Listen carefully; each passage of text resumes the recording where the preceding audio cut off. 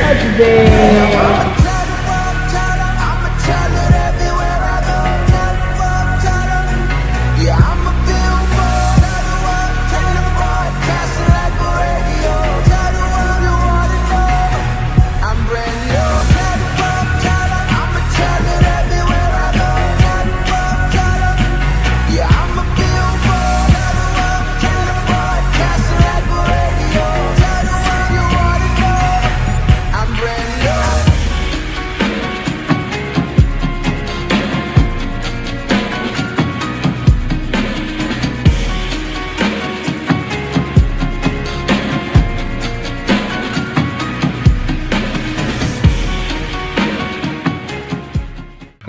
I learned so much.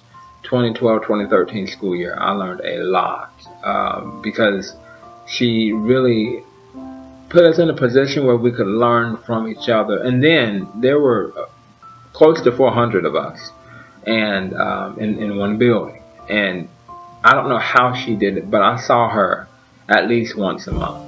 And from all the teachers that I spoke to, I can't even tell you all the teachers, because we would sit in the auditorium with all of us in there. There were the majority of them you didn't know. Like, you only knew the people within your department, which was sad.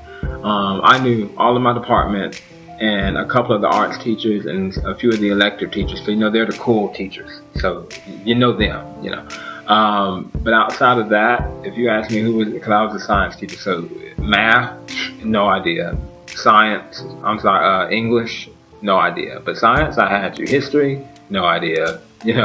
So it was really cool how she got us sometimes to collaborate, and then we could get to know each other.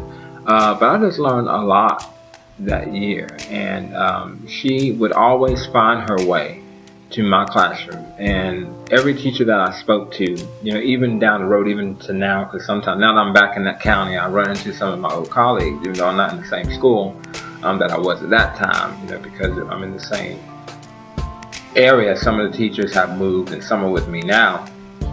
And they'll even say, "Oh, Dr. H was always in my room. I felt like she was easy to talk to," and we all have a testimony. And those teachers that I'm speaking to now, I didn't really know then, but because we remember each other from the school at one point, now we're like, "Oh, hey, now you're cool," because they're the one person you're familiar with in the beginning of the year before you get to know everybody else.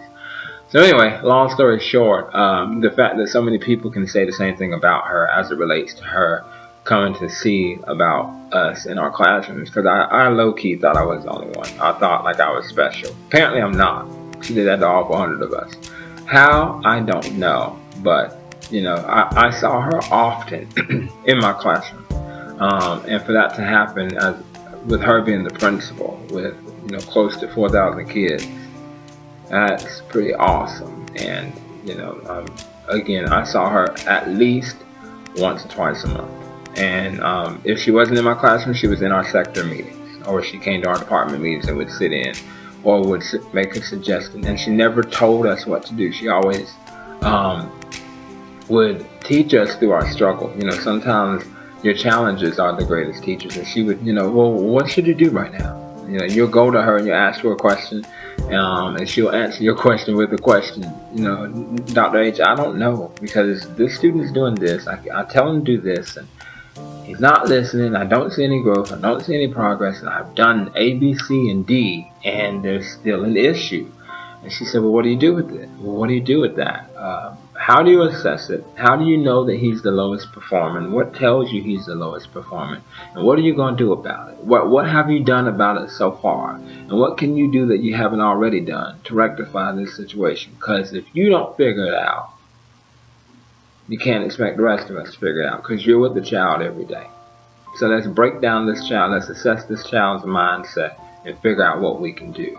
I would never forget that conversation. Another one I'll never forget is, I think I was fed up one day. I remember the child. I know his name, but I won't say it because that would be wrong. But I'm looking at him in my head right now, and I'll never forget him. I wrote him up so many times. So she came to my room and she sat down, and she looked at me and she said, B, there's one way to resolve it. Move out quickly and move out quietly. He needs to leave his stuff there because he's not going to need it where he's going anyway. Just leave his stuff right there and remove him. And from her, it was good for me because that was what I consider my early years. I felt like I had to,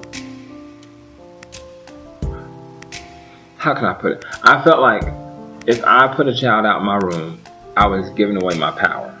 I didn't believe in calling the administration every day. I'll write them up because I knew the importance of a paper trail, and I knew that's how we study kids' behavior. So I didn't mind writing people up, but I did not like sending them to the office because in my eyes, I was taught early on by another great leader at a local university who said, when you send a child away, you hand off your power. If you're constantly sending kids out of your room, you're constantly losing your power. Because every time they open that door, your power is being drained out of you. Because you don't have the capacity or the wherewithal to control your room, so you hand off that power to somebody else. Some folk may not agree. I've worked with teachers who say they don't agree, and that's fine. But for me, I can see that. And even now, I believe that. Now, to get put out my room, you really have to really cut up. And my kids know I'm not going to back down here. They know that. So my 7th and 8th graders, they take me there and they try to take me there. But they know at the end of the day, Coach B's not backing down. And if you end up going to the office, he's going with you. And we're going to talk we're going to talk it out together. We're going to deal with it. It's not going to have the luxury of me going home for a week. No, there's going to be an alternative that me and an administrator are going to brainstorm for the student, because you're not just going to get out of it easily. And I've also learned here, the kids who do cut up want to go home. They want to be suspended. And they've told me that. Like I have one in particular, he'll say, I want to go home. Just send me to the office. No, I'm not doing that because I want you here.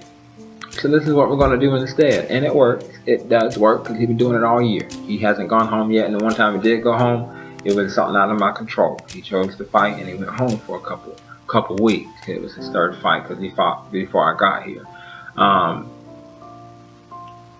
All in all, I'm saying all this because I'm going somewhere, but all in all, we have to remember that our kids need us, and it's so important. Going back to Dr. H, it's important to have somebody or to be that person in your building who can constantly encourage your teachers.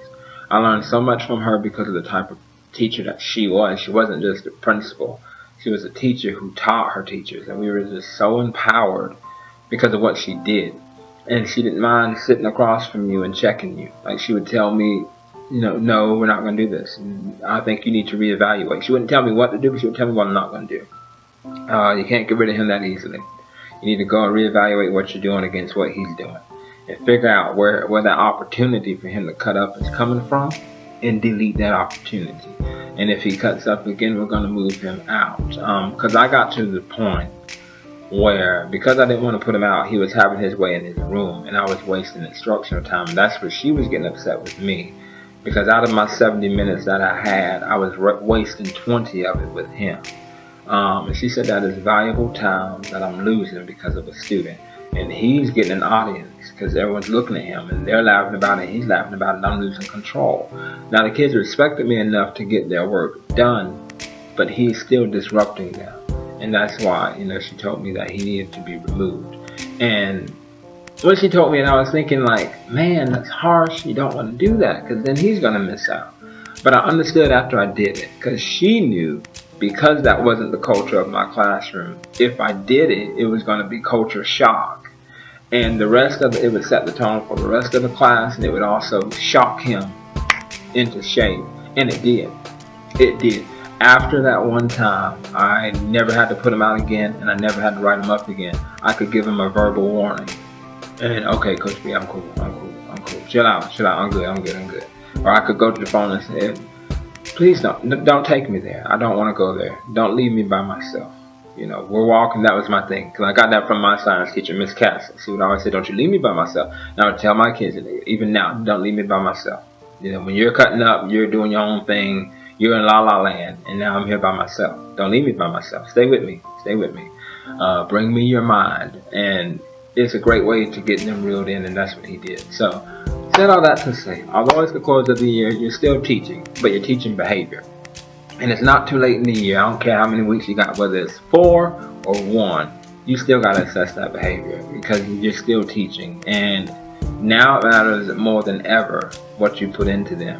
So Maya Angelou said people may not remember everything that you've said, everything that you've done, but they will remember how you made them feel. So that's important because we're teaching those kinds of things all the time. So y'all be encouraged, make good choices, and keep teaching your kids by exemplifying the excellence of the standards that you wish to see in your classroom. It's never too late to learn.